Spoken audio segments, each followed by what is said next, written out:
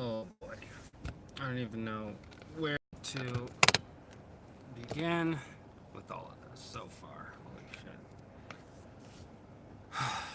Just roll my window up. Lock the doors. So since I've been here, a couple people came by asking me for. One guy asked me if I had any money to donate for a copy of his music or whatever. It's kind of normal. It's 2019 and people are still going around handing out mixtapes, I guess. EPs, whatever. It's fine. You gotta do your hustle. Whatever, right? But this other dude, ooh, this was a while ago, probably about 30 minutes or so, but I just finished up some things. I changed up some stuff in the prologue for Shelter. I'm sitting here writing. I got the phone here, got the keyboard here. I'm doing my thing. And this guy is writing, and I have the window down because I'm not gonna sit with the AC on the whole time. And I got the windows down and everything, cars off, and I'm just typing away, waiting for anyone to hit me up, I guess. I'm doing my thing. This dude comes up, and he's got like gold-plated teeth all up in his mouth. Who knows if it's real gold or not, whatever. So he comes up, shuffling and whatnot. I don't really pay attention to this stuff. I don't. I really pay attention to someone right next to my open window, but I don't really listen to the crap coming out of his mouth. I don't trust this dude. I don't know this guy. And it's not like he asked me for money, I said no, and he moved on. This dude was persistent, and it made me really uncomfortable. So he walks up and like, he doesn't even stand like in an area where I can really see him. He kind of backs up right here and kind of like leans in so I can barely get a look at him. He's like talking to me, and I'm sitting here doing my thing. I'm writing. At the time, I was writing. Let me just take a look. What do we got going on here? So I'm in the middle of writing. This guy comes up, and I'm just still going. And he's like, "Hey man, hey, I need to know if you got anything I can get, man. I mean, just a couple quarters, anything. My car broke down. I'm trying to get, one if you can help me out." And I'm like, okay. Sorry, it's getting stuff for work. That wasn't for this job though. And I'm like, no, I literally don't have anything. I'm just sitting here waiting for someone. And he's like, really now, huh? So you ain't got like, a couple of dollars on you, or maybe a few pennies in your cup holder or whatever. And I like look over and I'm like, I like I said, man, I don't have anything. I'm just hanging out right now. And like he stood there and like he was like bobbing. He's like, you sure? You sure about that? You sure you got nothing? You can't help a brother out and spare anything? And I'm like, I don't know how else to tell you this. I don't have anything. Sorry. And he's like, oh, okay. And then he started like walking back away, like really slowly. We went over towards the GameStop and the Dollar Tree over there.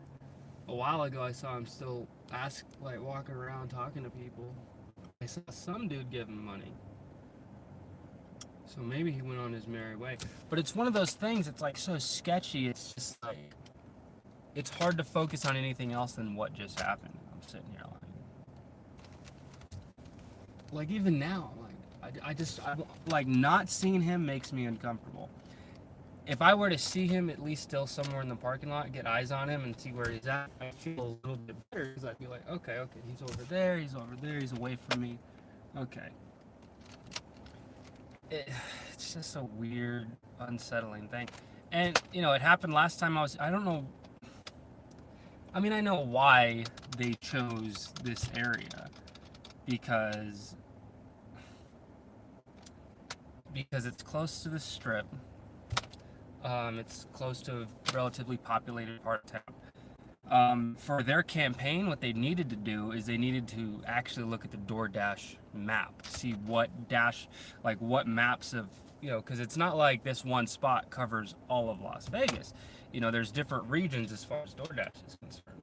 So they would have probably done a little bit more research to see, okay, which spot is really the best, and especially for what they have going on.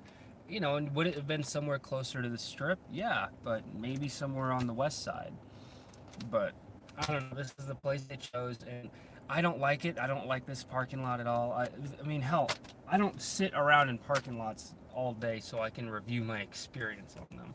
But from what I can tell you, I historically have been in situations where I've had like no gas in my car, and I have sat in a parking lot for like a good 2 days waiting for money to hit my account so I could put gas in the car and head to where I had to head.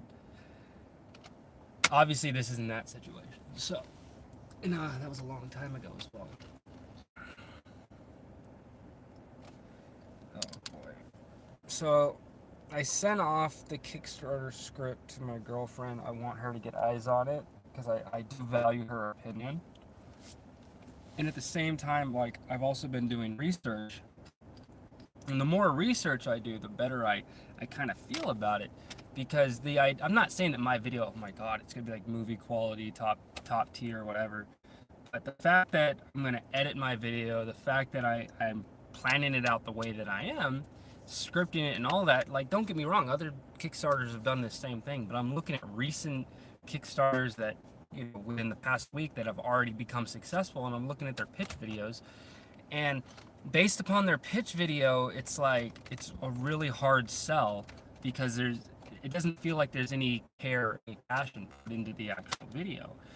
And you read the actual reward tiers, you read the campaign, and all of that's very well thought out. But the video, it doesn't sell it the way the rest of the campaign does.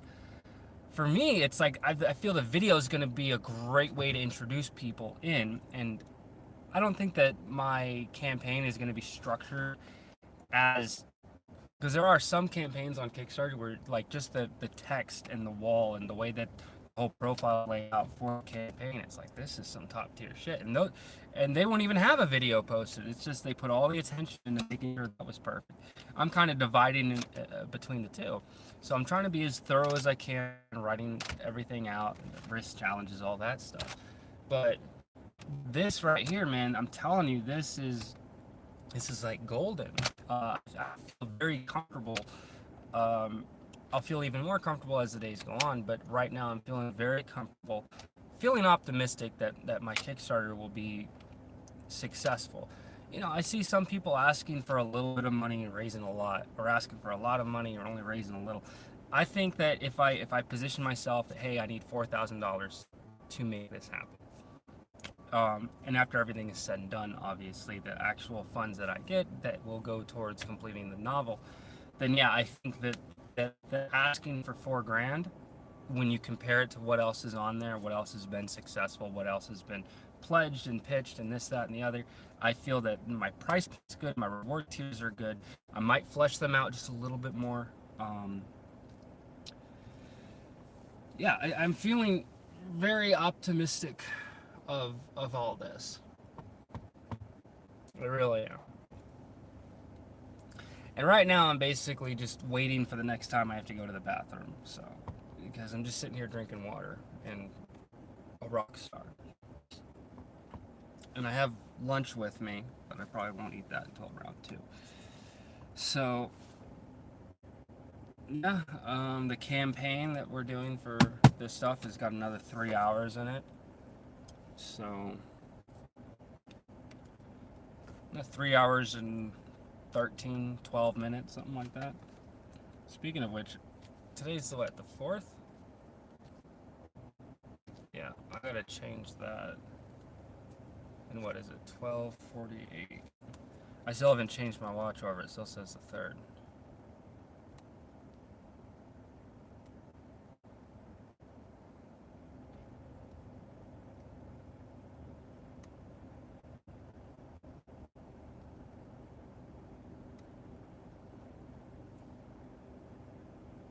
I love that sound.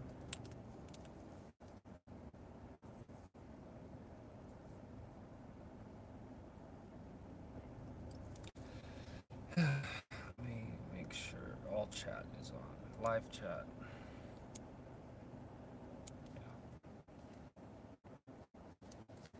I'm feeling better and better about this. What do I think of TaskRabbit support? TaskRabbit support is hot garbage. It really truly is non-existent, and I think people are gonna have to start getting used to it getting worse. And it's kind of like a good and bad. The good will only come if they give more control to us. The problem is that historically on TaskRabbit, they constantly favor the client. They constantly favor the client. So if you, I don't know if you heard Article AB or AB5 or Assembly Bill 5, which is the mandate in California to, in the state of California, a lot of these gig workers are being transferred over to employees instead of. What's my Twitch account? Thank you so much. Mace Valor. Pretty simple. Pretty simple. It's Mace Valor. That's the Twitch account. So, you know, once the Kickstarter goes live, that's where I'm going to be streaming. I might do a few on here just to kind of bring people, like to let people know to bring them over. But I'm trying to transition from YouTube to Twitch. I still plan on having my YouTube channel in the future with other stuff. But for right now, I want to kind of focus on that. On Twitch, just as my means of interacting with fans, interacting with people that have questions about the book, or just shooting the shit with random motherfuckers in general. Moving back over to TaskRabbit support and AB5. So that's kind of the idea is that, well, thank you so much. The thing with Assembly Bill 5 is there's certain questions that it proposes, and based upon answers to those questions dictates whether or not a person classifies truly as an employee or an independent contractor. Switching over to the employee method is really going to drastically change things for a lot of these companies. It's going to increase their overhead between 30 to 40% per person. So it's going to drastically change how their company is operated. But it can still operate the whole scheduling system. You go on demand, this, that, and the other, all those things. But the one part that it kind of messes up is that when, let's, for example, with the way that things are now, if someone's like, all right, I'm ready to start giving Uber rides, and they click on and they're ready to start accepting rides. But the current standard, based upon the rides that they're given and the fares they're charged, that's how they gain their revenue, right? Well, with this new model, the moment they start working, the clock starts ticking. So it doesn't matter what they get, how many rides they get, as long as they're active, they're getting paid because that's time working. And that's going to drastically change how many riders are even available, you know, because if you have a lot of riders available, the company has to pay for all those people that are on the clock. So it's going to have to limit how many people in a given area can actually be operating at a given time. There's a lot of crazy math that's involved in kind of making sure that this is flushed out appropriately. There would honestly need to be some testing done, which they can use the records that they already have in different markets to kind of dictate, okay, based upon historical data, this is how we should run shifts, and we can allot this many people to be on at any given time. Yeah, they got it. So, you know, a lot of like Uber, Lyft, Postmates, DoorDash, like all these companies are pissed off because, as is, by operating the way that they have for so long, they kind of negate a lot of overhead to begin with. You know, by the payout methods the way that they are, it worked for them and make a shitload of money. For those of you that don't know, DoorDash, Postmates, Grubhub, Uber Eats, like all these food delivery companies, they make the vast majority of their wealth and their income revenue comes from commission sales on their website. These aren't food delivery companies, these are marketing companies. A shitload, yeah. So that's one thing that people don't realize is that delivery fee doesn't really cover a whole lot. It helps cover the driver, but you know, DoorDash, you know, they offset it with tips, which is really fucked up. Oh, we pay you $1 for your delivery plus whatever your tip is. If your tip does not add up to this dollar amount, we'll cover the rest. Yeah, so it's when you really get down to the nitty gritty of it, it as is. These pricing models and the payouts, they benefit the company, not the worker, not the independent contractor as currently stated, which is, and the way that they are designed, one of the big questions with AB5 is what the independent contractor is doing part of your normal business? If so, that's an employee. This is someone that's working for you full time as an independent contractor. They're really an employee because they are doing a vital, critical role in the success of your business, right? TaskRabbit's a really weird one where it's technically lead generation and a payment threshold. They're essentially just a middleman for you to offer your services, and for that lead generation, they take their cut. So TaskRabbit, I think for the most part, is safe, but circling back to the whole TaskRabbit support thing, support is going to get worse. And the reason why it's going to get worse is TaskRabbit is gearing up because of AB5. AB5 goes into effect the beginning of the year 2020. Now it goes into effect, they want to make sure that they do not have to adhere to AB5. They want to make sure that it's clear cut as possible that we're independent contractors and that's it. And the way that's going to pan out is they need to be hands off as possible. They can't dictate scope. They can't give advice. It's like, hey, you're on here. You're doing your own thing. So support is going to be fading away. If you notice recently with IKEA items, you used to be able to go on and say, hey, support my client. They already approved it. They need to add on this IKEA item. They need to remove this IKEA item. The way that it is now is TaskRabbit forces the client to do that, which wouldn't be such a hard thing if it wasn't such a difficult thing for the client themselves to find. There are so many IKEA clients that I've had that either need to add or remove an item, and they cannot do that because the website is not very intuitive. The instructions are extremely unclear on how to find and actually implement such a task. Something as simple as adding or removing an IKEA you would think would be very cut and dry, but unfortunately the reality of the matter is it's kind of difficult, and not even me as a tasker knows how to fucking do it. So TaskRabbit's just preparing themselves to not have to label us as employees, because that would drastically change all sorts of stuff, on the TaskRabbit end. So they're just trying to distance us as much as possible. The number one thing, though, that TaskRabbit can do as a company to solidify the fact that we are not employees and that we are very, very much so truly independent contractors would be to implement a mandatory. I'm running into that in some tasks now. That's exactly what I'm talking about. That's exactly what I'm talking about. The reason why they're forcing it back over to the customer is because by them helping with that, that's like an employer helping an employee with a task, right? That's management helping with a subordinate accomplishing a given task. So that's a employee relationship type deal right there. That's why we're seeing this. So for TaskRabbit to truly the number one thing that they can do to distance themselves from getting us to be claimed as employees would be to mandatory for all taskers that we all carry general liability insurance. Because right now they have this thing known as a happiness pledge, which is it's an account filled with hush money in case clients get pissed off because something bad happened. And that's their internal way of trying to cover things. It doesn't really cover that much, to be honest. What it really does is if something happens on a job, they'll either send out a new tasker or they'll give credit for a new tasker. That's basically it. They don't really like let's say I accidentally drop someone's TV and it breaks. They don't go out of their way to then pay for said TV. Certain stuff like that. So by forcing every tasker to have general liability insurance, they cut off responsibility for anything like that, which then increases us being, just by them offering this happiness pledge, that then kind of is them taking responsibility. For TaskRabbit to not have to fall in line with AB5, they would have to make sure that across the board we are seen as independent contractors. And it's a scary thing for these companies to do because these companies have made a lot of money with their current, with the way that current things are currently set up. TaskRabbit, it's not that they take 15%. It's not that they add 15% on whatever we charge to the client.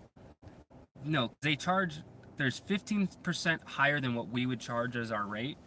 And then they increase it by another 15% when the fucking item's invoiced, right?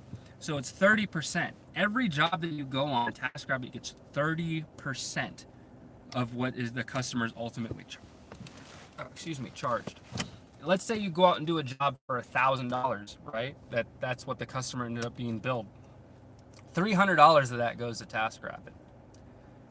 You make $2,000 a month on TaskRabbit. $600 of that went to TaskRabbit. That's for one tasker. Can you imagine, especially in all the crazy markets that they have? Let's say they make an ungodly amount of money, and part of that money should be going towards realistic support. But I've seen in the past year, in 2019, they've slowly got rid of it. They slowly pulled back. They started off saying, "Hey, this is only for emergencies, only call for an emergency, only live chat for an emergency," and then it kind of filtered into no more phone calls. You can't call in anymore, and now it's filtered into support staff. Is no matter what, even if it is an actual emergency with a task that does need professional help from support, it will still tell you, "No, that's not classified as an emergency. Direct your client here," or if you have questions, go here. They shoo you away as much as possible. Support no longer offers support. They're phasing that out entirely. It's something that people need to be aware of, is that this whole gig economy landscape is going to utterly change come the new year. All right, it's going to drastically change, and we're going to see that change in California. That's the first place where it's going to happen, and then it's going to filter off into the rest of the nation. So I'm telling you, and it's going to be devastating because California is a massive market for the gig economy. I mean, we're talking Los Angeles, San Diego, San Francisco. The whole Bay Area is ripe with gig workers, right? There's so much money being made. It's ridiculous. It's also, for Uber and Lyft, it's one of the most lucrative markets on a global level. That would happen to... So that happened to you and your client's upset. What happened to you and your client is upset? Yeah, tell us about that. What happened? I'll wait.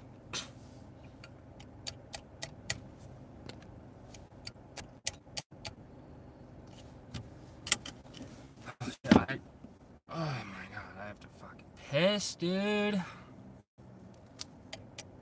This will be the third time I'll have to go in there. I should probably stop drinking Rockstars and shit.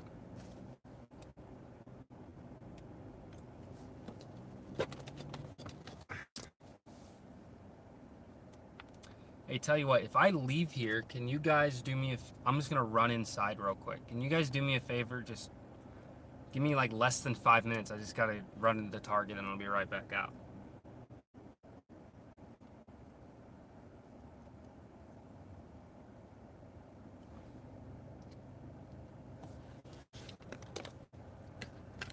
That's what I'm gonna do. So while I'm gone, which won't be very long, write down all sorts of goodies so that when I get back, I have something to say to you guys.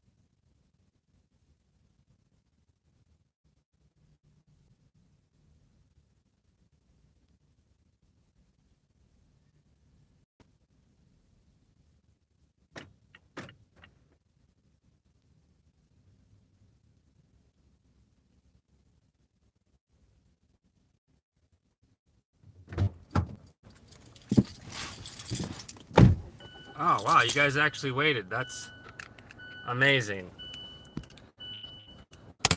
And no one said anything. Alright, well, that's fine, I guess.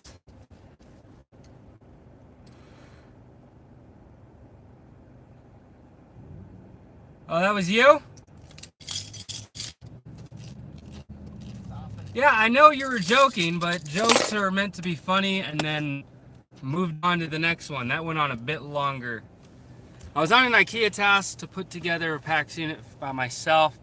Plus, IKEA sent the wrong unit and other items, and then tell me that what they ordered. So basically, it was just one giant clusterfuck, man. Yeah, we've all been there, dude. IKEA's does not have their shit together. They don't have distribution down at all. They handle all distribution of their products by a third-party company. The way it needs to be done is, realistically, they should just hire taskers. I mean, hey, yeah, client needs these items. Okay, put it on the Google Doc. All right, you'll get paid extra for delivery, and that would be dope. Depending on the scale, obviously. But that, I think, would be, for a lot of these like onesies and twosies items that people put in either their SUV or their truck or whatever they might have. Yeah, by all means, go for that. I think that would be a wonderful idea. They've been testing that down in Florida. It's going to be encroaching into other markets soon, but this whole AB5 thing, hell, we never even know how that shit's going to work anymore. But we do know that we don't know how IKEA, we know that IKEA will fall in line with AB5, no problem. Big company, they know they got to play by the rules and shit for the most part.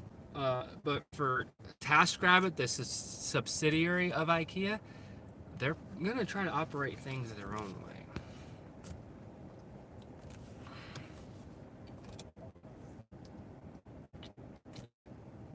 Anything else for me, y'all? Let's get at this. What questions, comments, concerns, grievances, or just general nice, wonderful things you have to say about me? Damn, that car is like barreling through. That is the ugliest looking smart car I've ever seen. Paint's all faded and shit. I'm still looking around for this sketchy dude that came by here earlier, man. That dude just made me so uncomfortable. But I think I'm relaxing now. I should get back to writing. Also, did I get... No. I got nothing. Really weird. Really bizarre campaign these guys are running.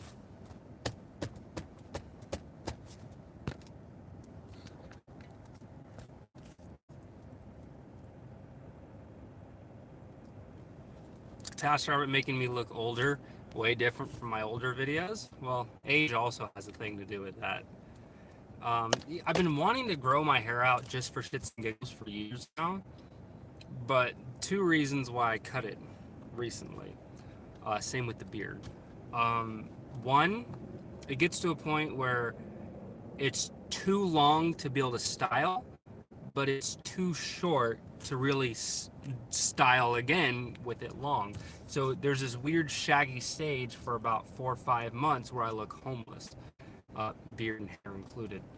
So I do have some grays in there if you guys can see, but I like the salt and pepper look. Yeah, that's mainly the age. But I cut the hair, shaved the beard down to this nice, elegant stubble. I gotta clean it up down on the neck tomorrow for the video. But yeah, I'm gonna I basically cut it. The number one reason is I cut it for the Kickstarter video. I gotta look good, clean, presentable. I bought a whole new outfit and everything. Not this, obviously, but fresh clothes. Mace, do a tool update on how you keep everything on the car. Well, to make a long story short, there it is. That's it. No video needed. And yeah, don't get me wrong. There's so many videos, update videos, TaskRabbit, gig economy, whatever videos. There's so many videos I would love to take the time to script, research, whatever, and actually make, right? And I've expressed this before. It takes a lot of time and energy to be able to make those videos. Even though it may not seem like there's a whole lot of production quality to them, with the ones like that Tool one that I did.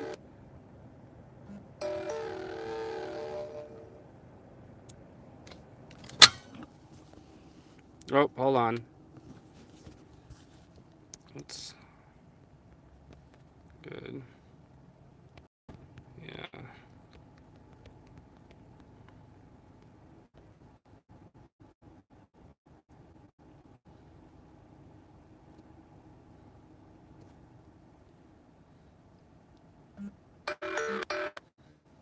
The client is trying to target properly on Twitter. Oh, wait, hold on. Okay, sorry about that. I had to respond to that client.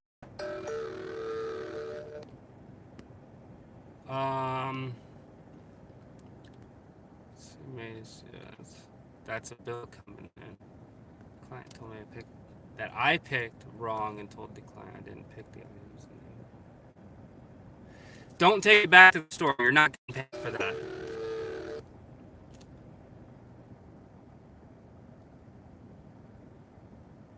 Oh, the floors will be able to connect to handle the couriers. Hold on.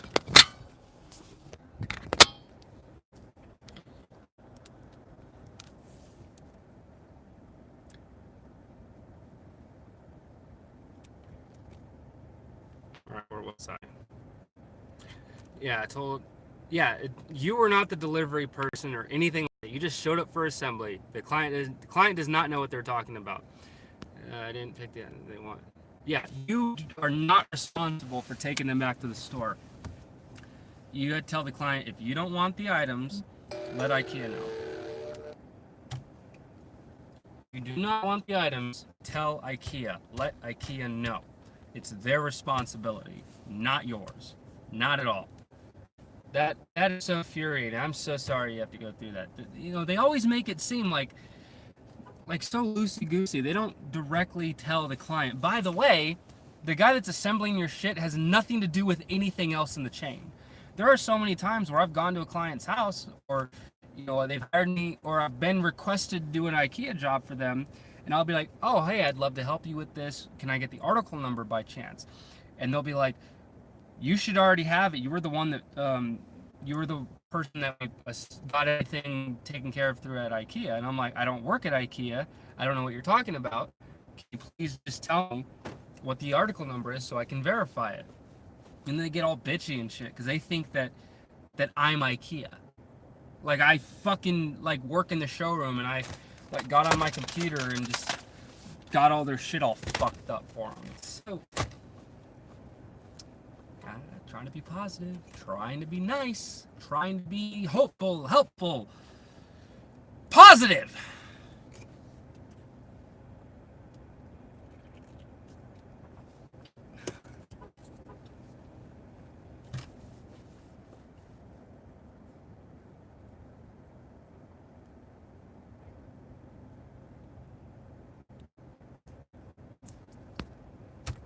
Anyway.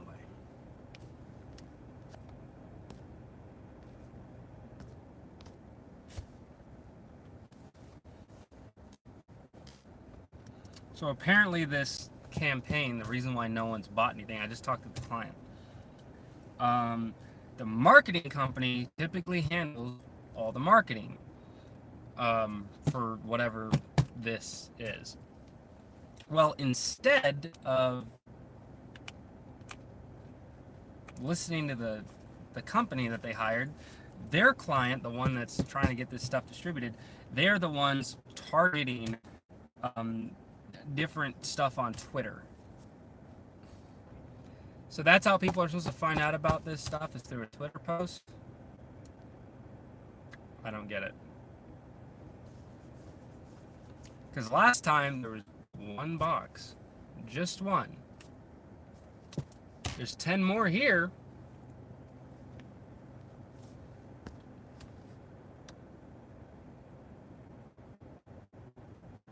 Oh, whoa, whoa. All right, you need to hold back, hold back, hold back, hold back. All right, hold on. Mace, will you go check out the new Joker movie? Also, check out my YouTube. Lol. Yeah, I'll check out your channel. As for Joker, I don't really have the time nor the money to go do that, unfortunately. All of my time and money is kind of dedicated towards living. So, trust me, I want to see the new Joker movie. It looks really good. Not even as like a one-off weird superhero, supervillain flick or whatever.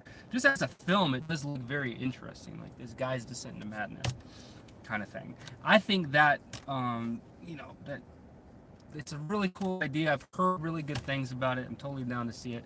So most likely I'll see it when it comes out on video. So aside from that though, if anyone wants to donate to the Mace Valor wants to see the Joker fund, my Venmo is at Mace Valor, as with everything else. But on a serious note, no, I'll probably most likely watch it with fake wife, the girlfriend, once it comes out on video, so we can just watch it at the house together. We really enjoy our popcorn candy nights and stuff like that. It's usually we'll get like when our sun goes down, we'll get like a late dinner and we'll sit in bed and watch The Office. But if we want to just hang out one night, we'll put a movie on, pop some popcorn, rummage and whatever candy we got, and just pig out a little, have spend time with one another. Let me guess, your YouTube channel is about what you see on a day-to-day at your HVAC job, correct? Those are actually pretty fun. There's this other guy, I can't remember the name of his channel, like HRK HVAC or whatever. Big dude, not sure if he's still bald or not. May not even been bald anyway. Big old beard. He's also a veteran. He does all sorts of like commercial, industrial, some very few videos about residential, but he lives, breathes, shits HVAC. His channel's actually pretty dope. Even though I'm not in the trade anymore, I still watch his videos every now and then. Very interesting shit. What else? Yeah, going back to you, Brian. Okay, yeah, I figured as much. You just sent the bill and left. Did you actually assemble anything? I don't want to put words. HK HVAC, that's dude. AK HVAC, that dude is the shit. That guy's awesome. I love his content. Top tier. It's probably the best HVAC channel to watch. Guy's got a lot of brain knowledge. He's very entertaining. He takes his time too. I'm surprised how cinematic some of his shots are. It's really good stuff. And he actually sits down and edits this shit. That's fucking dope too. And he does talk about new emerging technologies as well. That's another thing I find very fascinating. Like even the tools of the trade, not just the equipment that we're working on, but like there's so many facets to that industry. It's very interesting shit.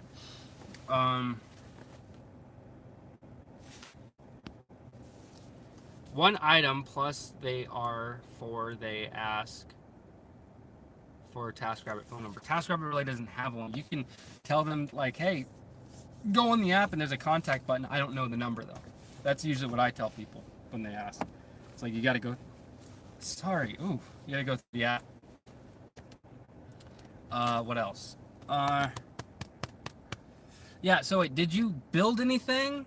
Or did you just get there, their shit was fucked up, so you charged them, you sent the invoice for the items, and then left?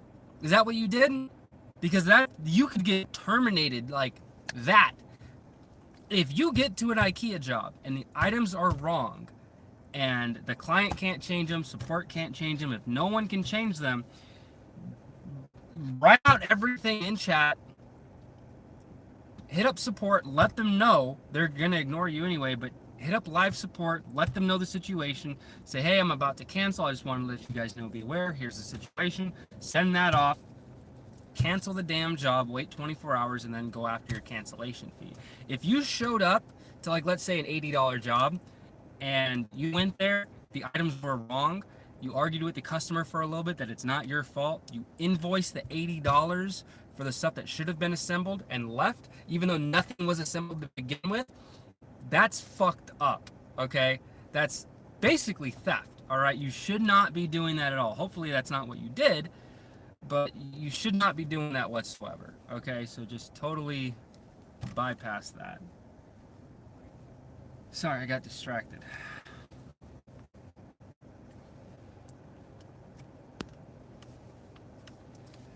Damn, but please don't make me worry like this. Please don't make me worry like this.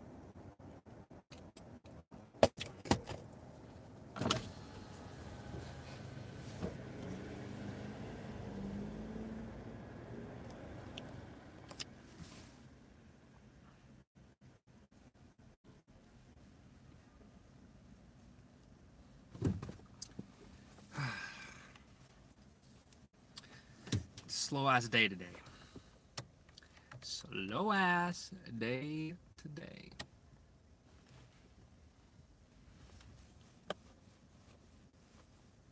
Which is fine.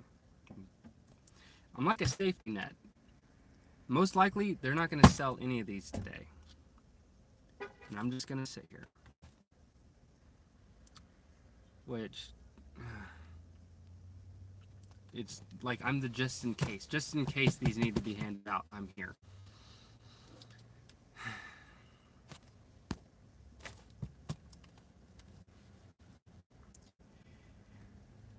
HVACR Vlogger. What else you got for me, bro? What's up, buddy? And you should still be good under your other account to talk. I just timed you out. I didn't block you.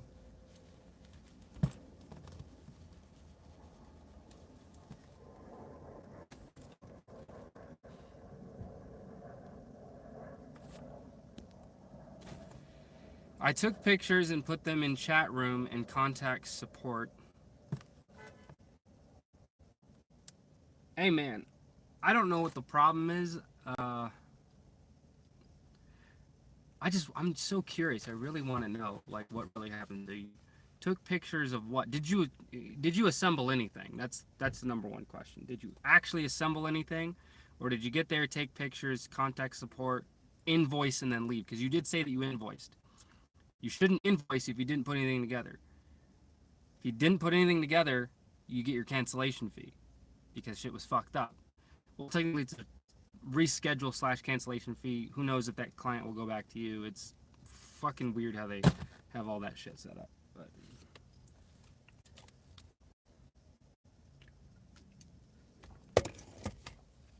oh, it's fucking hot today, dude.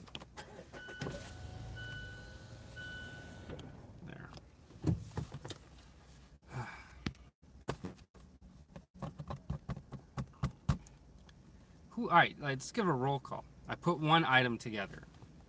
Okay, so you put one item together. So was the item that you invoiced the only item on the list? Or were there more items on the list that were not there?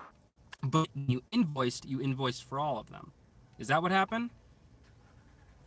Because I'm getting hung up on the whole invoice thing. And you talked about how there were things that were messed up. So yes, you put them together, you should have invoiced it. But when you invoice it, the items on the invoice have to match what you put together. If there are items on the invoice that you didn't,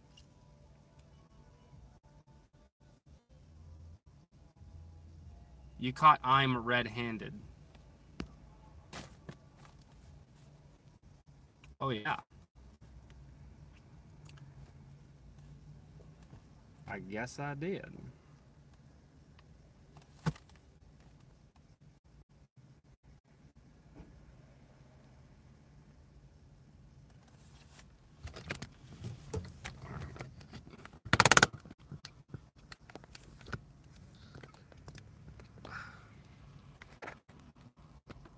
Ever so slightly. I need to stand for a minute. Ugh.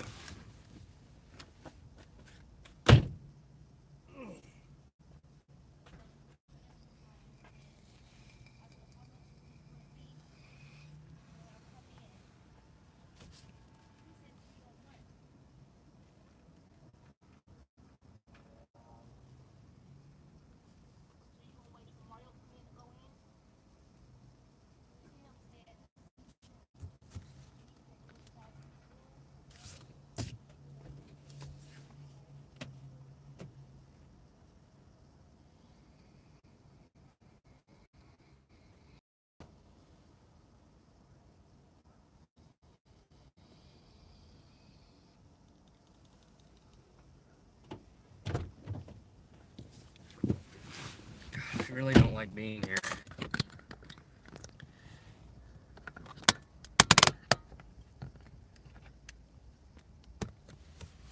The fuck is VACA?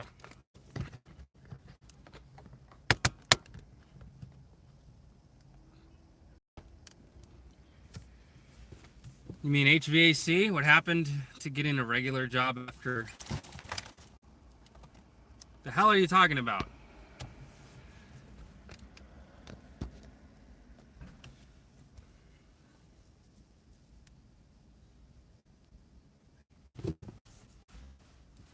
I'm assuming, I don't want to assume because that makes an ass out of you and me. You know, don't point a finger because you're pointing three straight back at you. That's why in the military we did knife hands.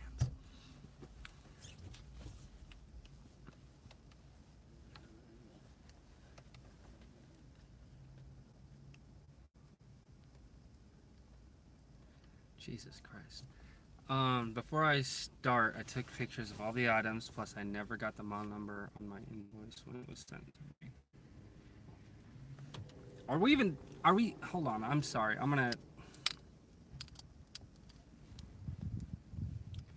vacate, god damn it. Yeah, you're right, fuck, man. I'll go into that in just 1 second. Alright, this whole IKEA blunder bullshit is driving me nuts right now. Alright, let's take a breath. Let's pull it back a little. Reassess this. Before I started, I took pictures of all the items, plus I never got the model number on my invoice when it's sent to me. Alright, so the reason for you don't get this specific model/article number is because items that fit into certain categories are lumped into a category, right? You request the article number, you look for the article number when you get to the location from the client to make sure that that item fits into the proper category. You don't want to build an 8-drawer dresser, but they only paid for a bookcase. You see what I'm saying? That's why that's there. So yeah, weird. Sometimes you'll get it set up with the article number already. That's great. It doesn't happen all the time. Beyond that, what I am asking is on here's your app. Let's say that this is your app. On your app, right? And you have, oh, here's my job. Here's the client. Oh, I have a bookcase, 2 nightstands, and a dresser to put together, right? Well, you get there, and the only thing that's there to put together is a bookcase. Everything else is wrong. They put the wrong items there. They shouldn't be assembled. And you're like, okay, I'm gonna put together the bookcase. Can't get a hold of support or anything like that. Let me see what I can do. All right, it's time for me to go. Well, I put together the bookcase, so I'm gonna invoice this because I did do the bookcase. When you invoice it, it's for all the items that are listed. You have to remove the items you did not put together. And the only way to do that is to have support do it or have the customer do it. If the customer doesn't know how to do it, make a note of it in chat, but you really can't invoice it until that's done because the customer will be charged for items that were never assembled. As for the whole regular job after vacation thing, you know what happened? I got back from Washington and I was busy. Okay? Holy shit.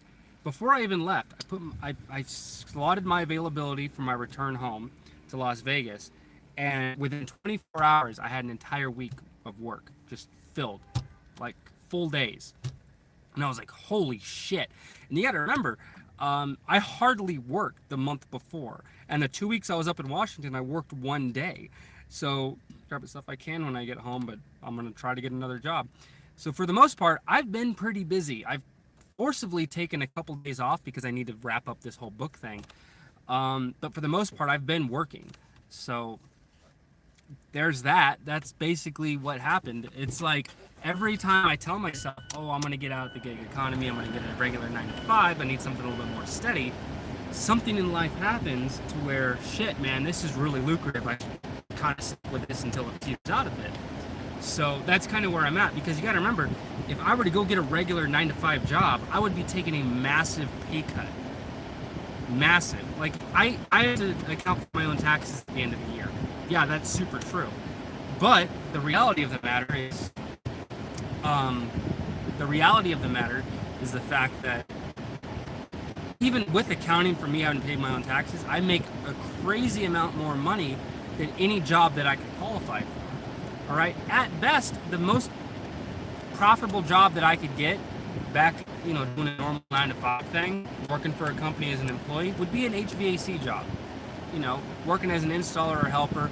Maybe I could get in the right place as a technician because that's what I'm educated in. I do have the bulk of my experience in service work. I could make upwards of $15 to $16 an hour, right? Maybe stay with the company for a while, bump it up to 21, hopefully get some more per head, or some additional hours for the week. If it were in the summertime or something. You know what I'm saying. But as it currently stands, for my workload, for the amount of money that I make, it'd be a pay cut nonetheless. So, and one of the big things about the gig economy that always attracted me was the sense of freedom. And I say sense because you're not entirely free.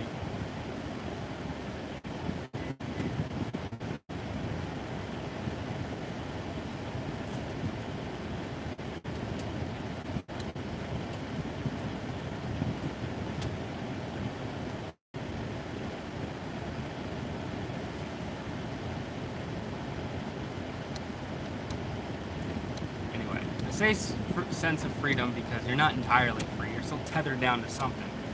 But the fact that there's the flexibility, it just works for me. So that's kind of the long story short there. I turned the air back on. Just my phone's old and it likes to overheat. If the screen's on too long, it gets really freaking hot and it starts bugging out, shutting itself down and stuff. So to avoid any of those headaches, I blow some cool. It's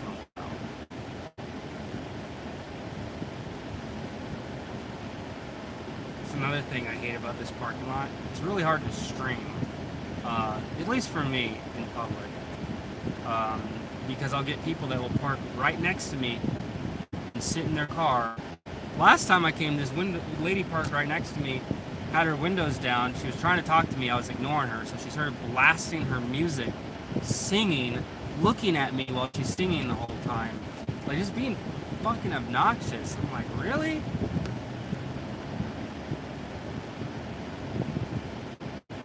At least play some good music. How much would you have to make an hour to make it? What do you mean?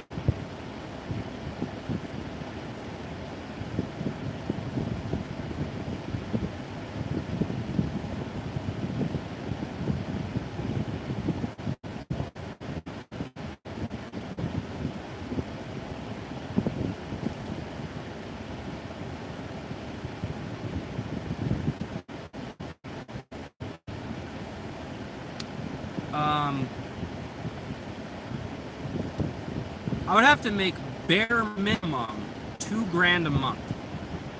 That's after taxes and all of that shit.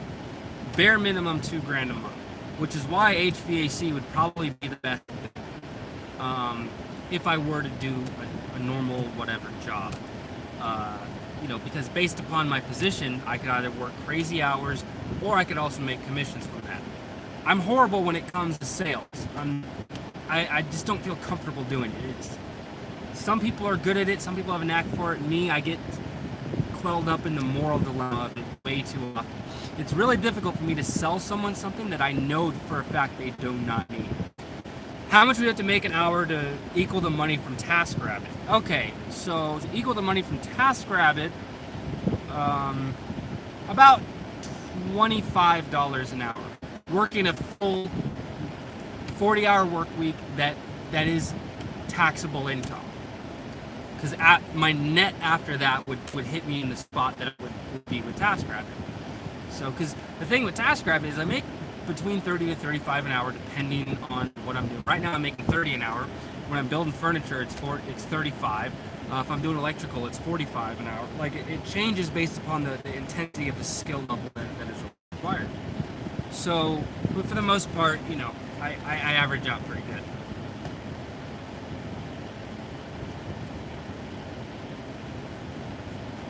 Good for you. Congratulations. I don't know where you live, but your market is probably far better geared towards that level of success. For me, I live in Las Vegas, where Las Vegas has a very low. The minimum wage out here is ungodly low. I think it's like $8.20 an hour is the minimum wage, and the reason why I bring that up is because it filters off into the rest of the economy. So by having that low of a minimum wage, it sets a low bar for what people could charge elsewhere. So I'm on the high end out here, right? Most tasks are between $20 to $25 an hour. Me at 30 plus, that's the high end. But if you look at my profile, I have done tons of tasks. I have tons of reviews. Like I'm fully vetted to do a number of different things, which is why people still hire me. But then you get these newbies that have no experience on TaskRabbit. They just join the platform for whatever reason, and next thing you know, like they're able to set the bar even lower because they're trying to get jobs. So to them, making $15 an hour is a wage increase. So they'll minimize their shit as low as they possibly can, just so they can get hired, which kind of fucks over the rest of us.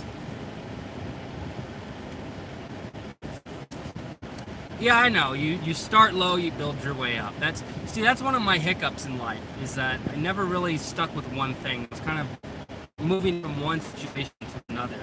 The hardest part was college. I did internships for marketing companies. I went to school for communications, and I wanted to get into public relations. And even now, I mean, looking back, that's still a job that I would really like to do. But the hard part about it was trying to do college while at the same time working an unpaid internship to get some sort of experience I could put on a resume for when I got my degree. Hey, what's up, dog? What's up, Robert? So at that point, it's like I have to do something to earn money. I can't live like this. So I ended up going to a trade school, and that's where I learned HVAC. Downside is as much as I love the industry and I do have experience in the field and proper education or a formal education in HVAC, I haven't found the company that's the right fit. If I'm a service tech, I want to do maintenances, I want to do non-op shit like that. But when you have me go out and my whole premise is to look at a 2-year-old unit that's has its filters changed, it's running great, amp draws are fantastic, the capacitor is reading nominal. It's like, what do you want me to do? It's like, well, you need to sell something while you're there. It's like, that's the part that was always too much for me as far as residential was concerned. I went to trade school a week after high school. Yeah, see, I didn't do that. I immediately joined the military. That's what I did.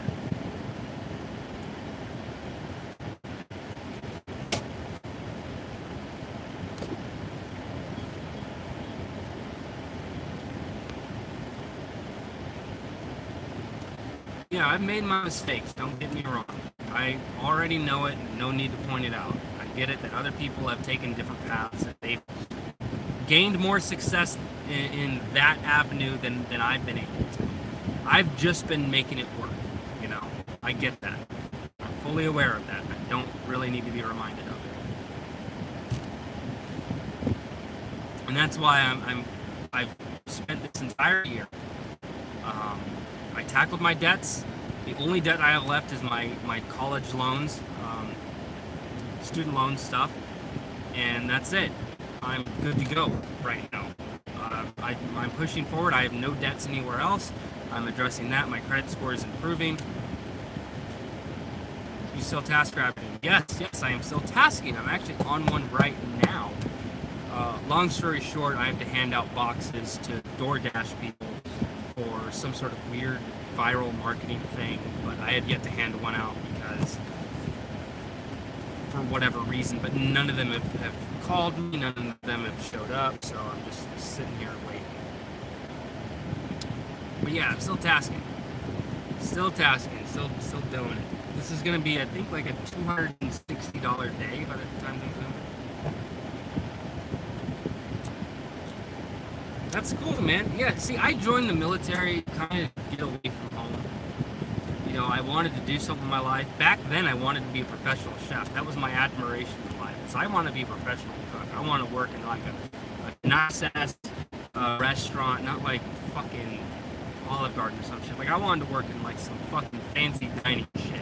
You know, I looked up to the Gordon Ramsays and the Emeril Lagasse's of the world. Those are the motherfuckers that, you know, all that Food Network stuff. Like I wanted to be like that. That was my thing. And then, you know, I joined the military as a cook because I wanted to follow through. I wanted to join the military, see the world, get away from Menifee, California. I wanted to be a man. I wanted to grow up, do something with my life, get out of the black hole that was my hometown. And so when I graduated, that's what I did. But I knew that the military wasn't going to be something I was going to be in forever. It's not. I knew I'm not a lifer for this kind of thing. I'm going to be there as long as it takes for me to be able to, you know, to get my GI Bill and stuff and move forward with my life. So that's what I did. I joined, spent 5.5 years, you know, 5 some change with all the training and stuff in the military. Got out in 2014, and you know, for the most part, yeah, I think it was just about right. Perfectly fine with, you know, I feel one way or another about my military experience. You know, it was very bittersweet, but at the end of the day, I acknowledge the fact that if it wasn't for joining the military, my life wouldn't be as good as it was now. I think I would have made a lot worse decisions in life had I not had some sort of backbone of being a part of the military. I think it really helped me for the better in life.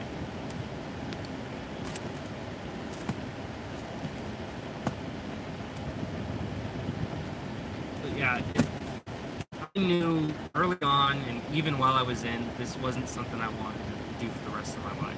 Yeah, sure, it's smart for some people to be able to do that, but it's not what I wanted, not for me, not for my family. I mean, especially going through the divorce and having a kid and being away from him for all those years, it just made me feel like shit, you know? And that's what I've been working on now. This 2019 is working about restructuring my life, fixing all the mistakes that I made, pushing forward, you know, making sure I can provide for my family, you know, doing all that stuff.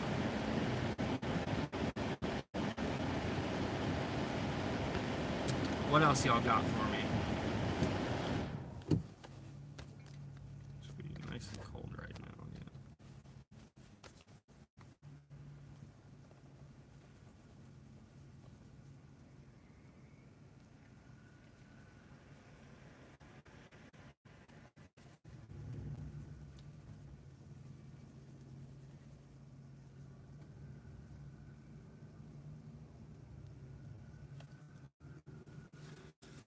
Well,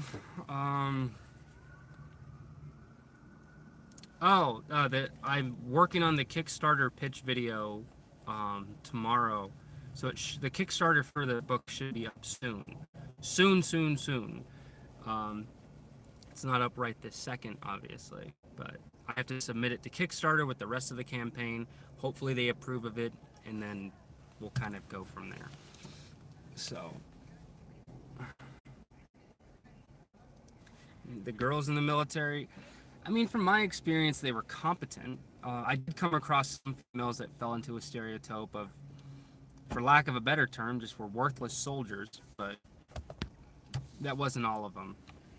A lot of the ones, especially the ones I worked with in my unit, they were competent. They could do their fucking job. They could excel at their job. And they were overall just pretty decent people to be around. You know, they're good comrades to, you know, consider family during my time in. Stuff it's from. But then there were some girls that just, I don't know, man. The time that I came to the military, it could even still be the same now, but back then it was such a weird time to be in. It's just like a lot of it made hardly any sense. You know, we had people that came in that they couldn't get out of the civilian mindset. They had no military bearing, or just had no work ethic, and it's like they just looked at the military as a free paycheck. You know, and the saddest part, was a lot of these people that came in and we worked with, they were able to kind of get away with it. They were able to progress on scot-free, and the people that would bust their ass, the people that would work hard, the people that would apply themselves, we were given an even larger load. I mean, that's what I really didn't like about being a cook is, you know, you're working in a kitchen, and if someone doesn't pull their weight, instead of getting that person to apply themselves and actually contribute to the larger group, people like me, people like some of the other people that I worked with that knew our shit and we handled everything, we were then given to have to pick up the slack. So instead of getting the people that weren't already cutting it to improve, the people that were already taking on most of the load were then had to put on the rest of it as well, you know? Did that girl ever talk back to you guys? Asking for money. What do you? That could be a number of different things. There's a girl that I remember from Korea, and you hung out with her for a bit, whatever. And she, I remember it was a couple times she hit me up like out of nowhere, and it would be very quick. It'd be like, oh, hey, how are you? I'm doing all right. This got this going on, whatever. Hey, how are you? You know, as you do when you're playing catch up. Oh, everything's a disaster right now. No, no, no, no, no. And like they would go into like this canned rehearse thing where they would talk about how bad their life is and, you know, that they're in such a precarious situation. And then they would bring up, well, or my phone bill's off. My phone's about to shut off and I need money to cover the bill. Is there any way you can send me like $100 and I promise to pay you back? And I'd be like, well, number one, I don't really have that kind of money to give out right now. Number two, I haven't heard from you in like a year and a half. And the first thing you do is you hit me up asking for money. It's like, if I'm gonna, because I've given money to friends of mine before from over the years and not even asked for money in return, just because these are people that I know, people I shared a lot of experiences and memories with, people that had my back in the past, and they're friends, they're close friends of mine. I'll do anything for a friend, you know, even when it's my last dollar. If I can help a close friend of mine, it means the world to them. And if it's something I can manage, yeah, no problem. But for this person that, you know, once I left Korea, didn't really bother to reach out, didn't really bother to engage in my life, or never really replied. Even when I would reach out to them, like, hey, I saw your post recently, just wanted to make sure, you know, how are you doing? You know, or it's like, where are you stationed at now, or whatever. The only one who talks to you guys when she needs money, basically, man, basically. And you know, it's a and it wasn't just her, it was other guys too. There would be guys that I knew that wouldn't hear from them in years, and then they'd hit me up out of nowhere like, yo, hey, what's going on, man, how you doing? I'm like, oh, I'm doing pretty good. It's like, oh yeah, that's cool. Hey, by the way, can you do me a quick favor? Could you just send me over some cash? I really need it right now. You know, even like $20, man, I'll send it back to you, no problem. And I'm like, no.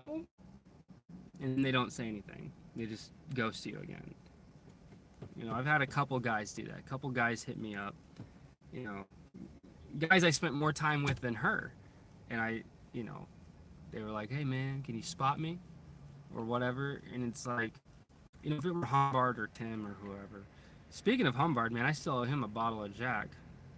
I I got a bottle for him, but I drank it.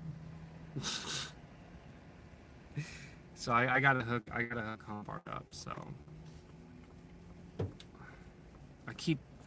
you know, every time I think of, oh man, I scroll through Facebook, like, oh hey, how's JB doing? Oh, dude, like I want to see how this guy's doing, but he knows and I know that I owe him a bottle of Jack. It's been what, almost 3 years now, 4 years since I told him I'd get him one. I'm going to, but it's just, I don't know what the hell's wrong with me, man. I need to just fucking go do it one day. That's it. That's all that matters. I just need to buy my bottle, send it off, and be done with it, you know? It's not like he doesn't deserve it. Of course he fucking deserves it. I mean, hell, man, I probably wouldn't have survived the last couple of years if it wasn't for fucking Humbard and Tim. And Kenny, man, and Kenny. If it wasn't for Kenny, too, like...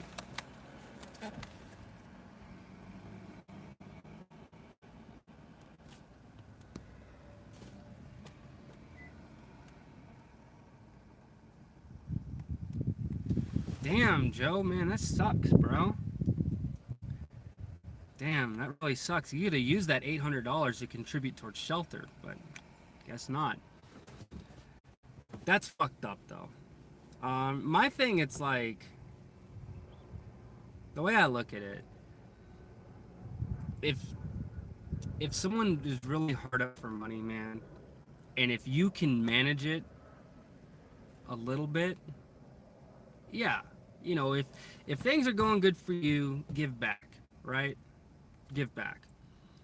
Um, but if you can't, then you can't.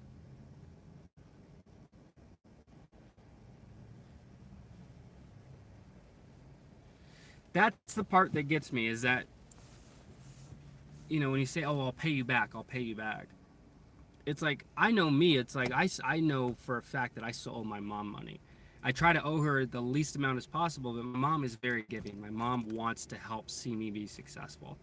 You know, it's like I could hit her up today because I'm trying to save up money for a new car, right? Oh, I have a funny story about that. Give me a second. I do have a very funny story about that. Yeah, so like I'm trying to save up money for a new car, so I don't have to drive my girlfriend's car anymore, right? I know that I could ask my mom, like, hey, can you help me buy a car? Please, I really need it. She knows that it'll be slow, but I'll pay her back, as the money comes in. She knows. And she'd be willing to do that. And because I know that she's willing to do that, is what convinces me not to ask her. Because I don't want to put that on my mom. My mom has already done more than enough for me. I got to put my big boy pants on and take care of my own shit. Like when the truck thing failed, I called her just to run a couple ideas by her. Like, I don't need your money. I want your experience. Here's my situation. These are the different thoughts I'm having about having to handle it. What do you think? And I like that. I like being able to do that with my mom because, you're going to have people in life that you're going to need to reach out to in one way or another. But sometimes just getting someone's opinion or getting someone's educated analysis on a situation is far more valuable than like, oh, just give me money so I can take care of the situation. That's not going to take care of shit. If I borrowed money from my mom today, I would have to pay her back anyway. So I'm still back at square zero. So I might as well suck it up for the time being, formulate an appropriate plan, and then execute. Mace, did you ever visit those massage places over there in Korea? So, especially in Korea, we worked a lot. We didn't get a whole lot of time off. So when me and my buddy Woodman had a weekend off, one of the rare ones, a full weekend, we wanted to hit up the town together and we were going to go find a massage parlor. That's what we thought. I thought they say back to square one, not zero. That's what they say. I like to dress it up a little bit. So we go to Uijeonbu, right? We were stationed at CRC, and Uijeonbu was the closest major metropolitan area. So we go to Uijeonbu and we're walking around like the strip mall in with the skyscrapers and stuff. And we're looking for a massage parlor. So we're going down back alleys and stuff. And well, first we started going to some stores and we talked to people working in the stores, like these girls, right? And I said, hey, do you know where we can get a massage? And they don't understand what the fuck we're saying. Even though some of them can understand English, there's still, some of the wording and definitions of words that we use are kind of confusing. So we had an app on our phone. We had an app that we would speak into it and it would translate it in Hangul, which is Korean, and it would translate it for the person listening. So we get on the phone and we're like, massage, right? And then it translates it, and these ladies, they go, oh, no. And we're like, oh damn, and these women are getting like, they're worried. They're not like, they're a little creeped out by us, So we go and leave, and we're like walking around, and I'm like, oh, I bought a suit from this guy. The vape translated. So we walk over to this guy I bought a suit from. We go in and talk with him in his shop, and he's like, oh, you want massage? I know where you get best massage, best spa in whole town. And we're like, yeah. So he locks up his shop, takes us in through his back room into an alley, and we're following him for about 4 or 5 minutes. And we're like, I don't know I don't know where he's taking us. You know, it's gonna be some hostile shit for all we know. We end up going to this building. He's like, oh, it's on the second floor. You'll have a great time. So we go upstairs, and it smells nice. It's decorated nice. It's nice. It's a nice looking, quiet, dimly lit massage place. And I'm like, okay, it's kind of cool. It's pretty dope. All right. And so we go up in there, and we're like, oh yeah, we want a massage. He's like, oh, both at the same time? Or I was like, well, he wants a massage for him. I want a massage for me. And we're like, yeah. And then we see these girls, the massage therapists, we see them walking around with like tank tops and sweatpants. I'm like, it's a little weird. I mean, don't they usually have like a belt with their massage oil or something? And then we stop for a moment, and we hear moaning. And me and Woodman are like, what the fuck? And then we actually start to look, and we look filled with condoms. And we're like, oh, that's what this place is. Massage parlor. This is a sex shop. Okay, yeah, we're gonna go. So we fucking left so quick, man. And also, there's a semi-red light district in Uijeongbu. Basically, these like little studio apartment-esque areas would have like these big windows where you would look in, and there would be a girl there. Girl, you chose a girl you want, knock on the door, negotiate a price, you go in, she closes the curtains, you fuck her, and then leave. Really bizarre shit, man. But never actually went through with any of it, thank God. Had a layover in Shanghai airport, went to a hotel and got a massage there. With a happy ending, I assume?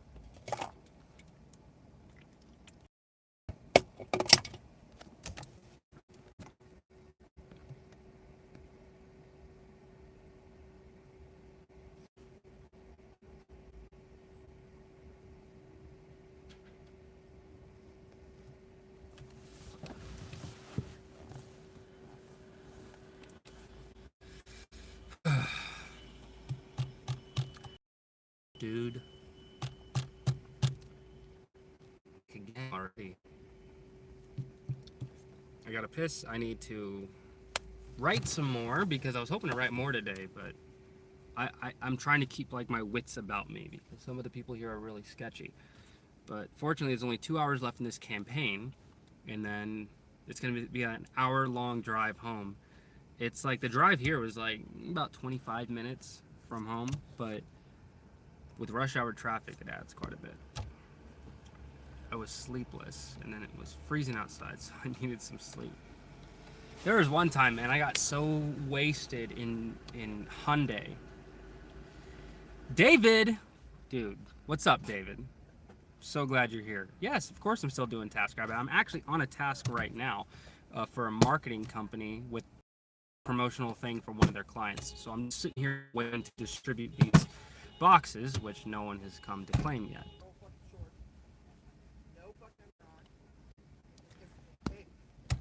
Yeah, I'm still doing TaskRabbit. Do you have any questions for me? Any advice I can give? Any grievances you want to air out? Talk about how shit support is, because we all know support has gone downhill. I mean, it never really was the best, but it used to be a lot better than the way it is now. Yeah, I got so fucked up, like so drunk in Hyundai in Korea, man.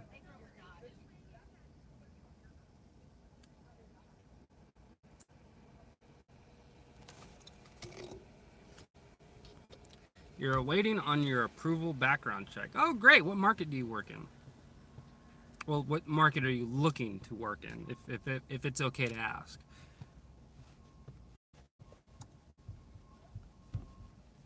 Houston, Texas. Nice. That's a good emerging market for it. I know Dallas is a pretty big one out there. Yeah, fingers crossed it all goes well for you, man.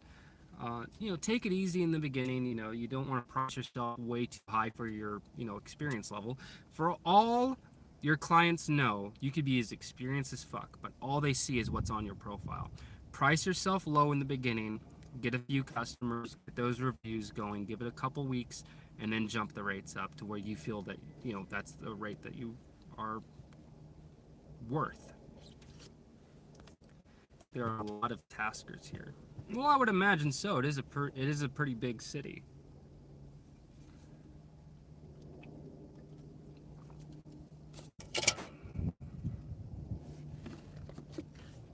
Let me just puff real quick.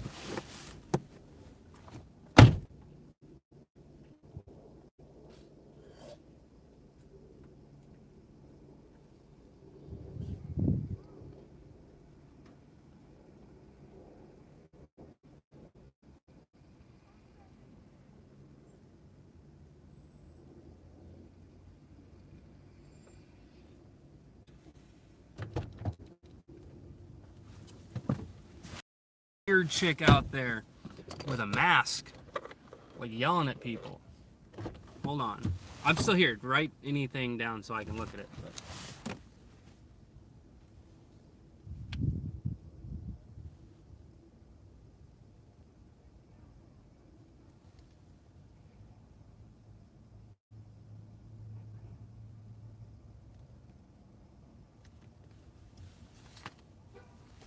It's so sketchy. Yeah, it's as need basis, depending on, yeah. You honestly, it's a detriment to you. Wouldn't. Here's the thing though, as much as you want to be on the platform right now, imagine that you're on the platform for a good year and a half, and then out of nowhere 20, 30 fucking brand new people lowball the shit out of all the fucking prices and come onto the platform. You have any idea how pissed you'd be? That's happened to me before. I've tanked in any requests at all because they hired way too many people at the same time. And I'm like, fuck, dude. Now I have to compete with all these people that have no experience, haven't done a single task, but they're priced at like $19 an hour. Like, what the fuck, dude? Yeah, so it's good that they do it on an as needed basis. Sometimes taskers get booted out of the program. They get kicked out entirely and they have to figure their shit out.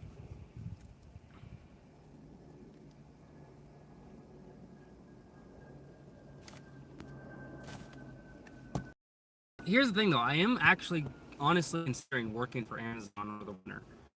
Just to earn some money, you know, during the seasonal time. Because you know, I want to have something that I know I can earn money from, as opposed to something every now and then. So, because that's kind of what happens with TaskRabbit in the winter, is it does slow down. You know, right before Thanksgiving, it slows down into mid-January. So.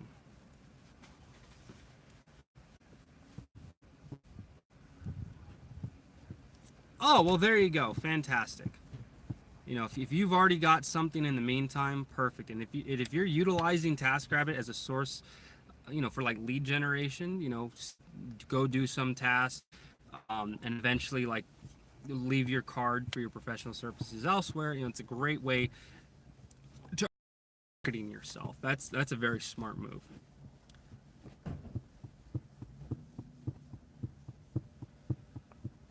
What is this chick doing? She's like pacing in front of the entrance to Target. Just.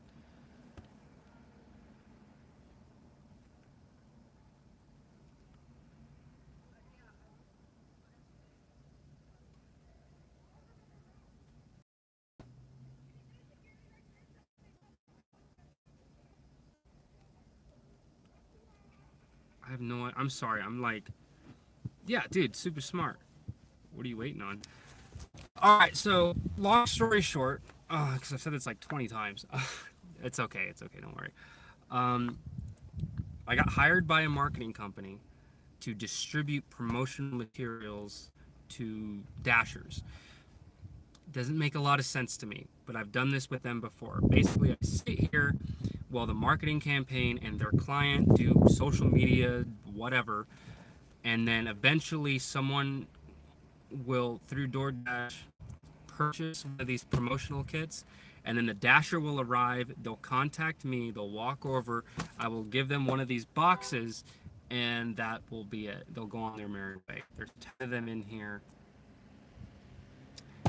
I don't know, man. It doesn't make a whole lot of sense to me, but I'm basically getting paid to sit and hopefully someone will come, but chances are not.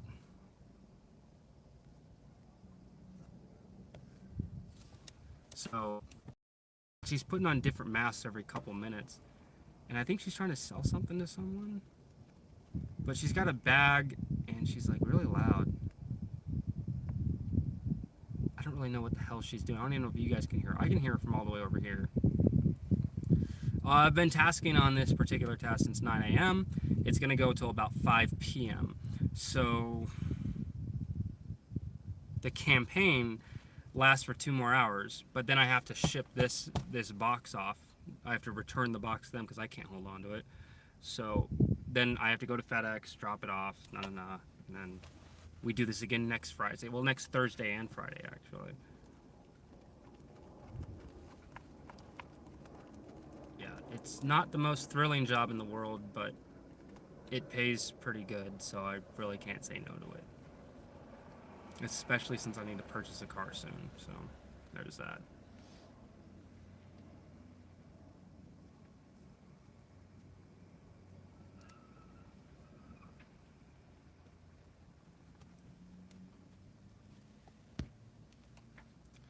What do you guys got going on today? That's what I want to know. What brings you to the channel? To watch me look at just strange people in the parking lot. Is it getting hot yet? Oh yeah, it's starting to get hot. Let's blow some cold air on that. Cool that phone down. Yeah. That lady's still there. No idea what her issue is. I drove Uber and Lyft today. Nice. How did that go? How did you get the gig? This one? Well, I operate on TaskRabbit. Primarily, I'm a handyman, but I do have other categories as well. And this is just one of the other categories where I just wait.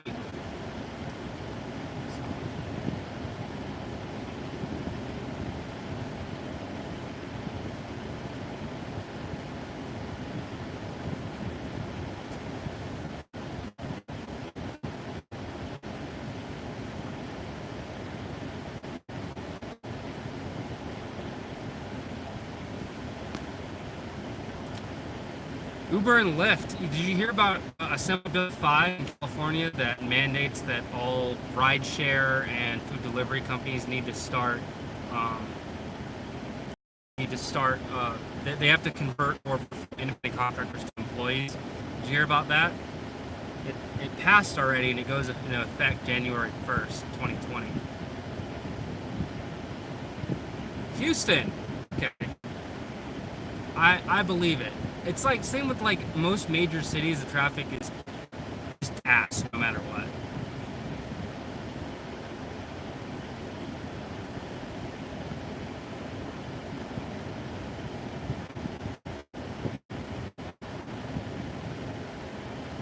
I'm still looking over there.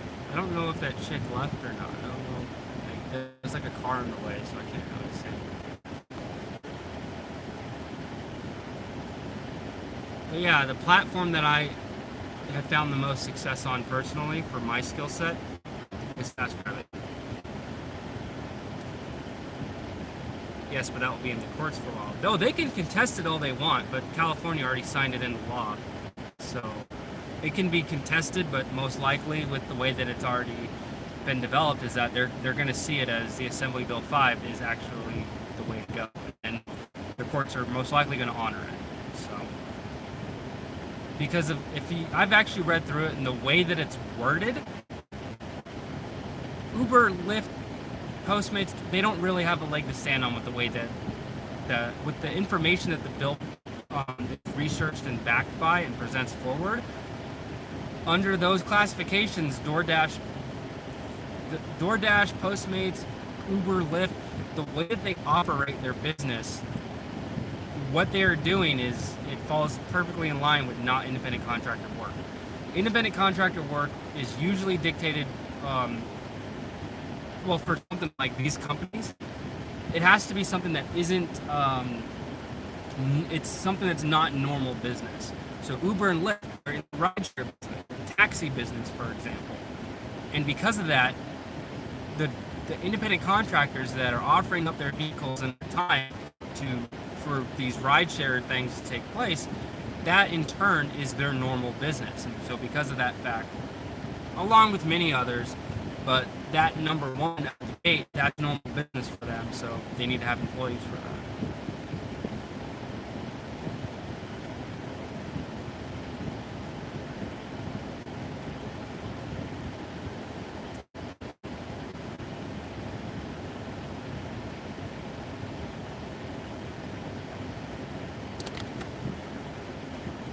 So now I'm sitting here waiting, still waiting. I think that girl is gone.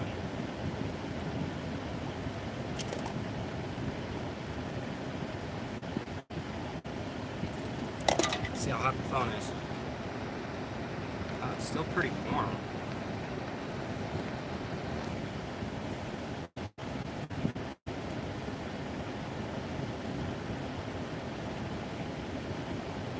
I'm gonna stop drinking these rock stars. I'm really gonna go again. Not that you guys want to hear that.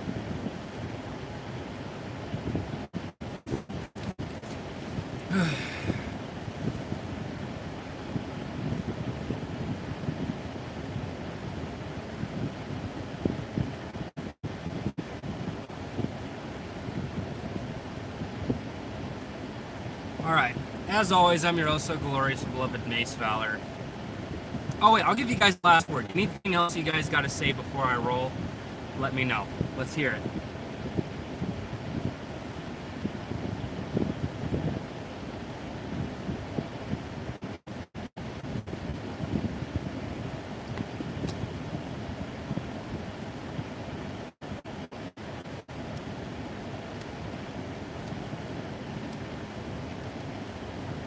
I mean, yeah, that's one way to look at it. That's, you can look at it big picture.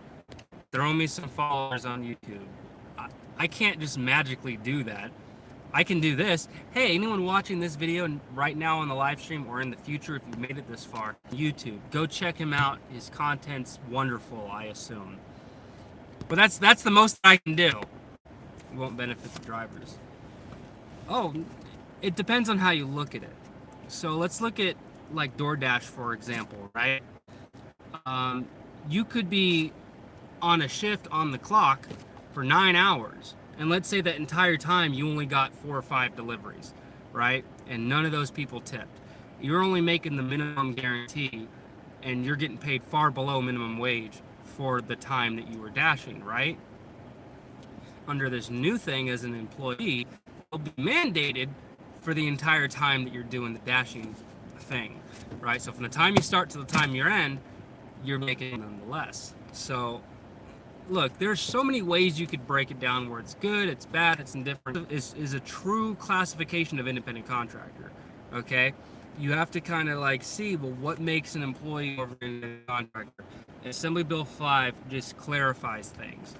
And in order for companies to maintain that status, they have to operate within those guidelines. That's all it's really proposing. So either Uber transfers over, keeps what they have going on, transfers over to employees, and that's it, or they reassess how they treat the people that are on their platform. They reassess, and one of the big things is pay. Independent contractors have to be able to negotiate pay. That's why things like Thumbtack and what's the other one? What is TaskRabbit? The fact that we can set our own rates, the fact that there's a negotiation to the pay that will be handled for the work, the fact that that's there, that's a very big indicator that you are an independent contractor. As an independent contractor, you have full control over the work that you're doing and negotiations with of the contract with the client. You know, control of the scope and payment of the job. That's really how that boils out, which a lot of people don't really know about, or they don't pay attention to it, or this, that, and the other. The way that DoorDash, Postmates, and all these other things are handled, it doesn't meet the criteria currently. Anyway, I'm your also glorious and beloved Mace Fowler. Thank you guys so much for dropping by, signing off.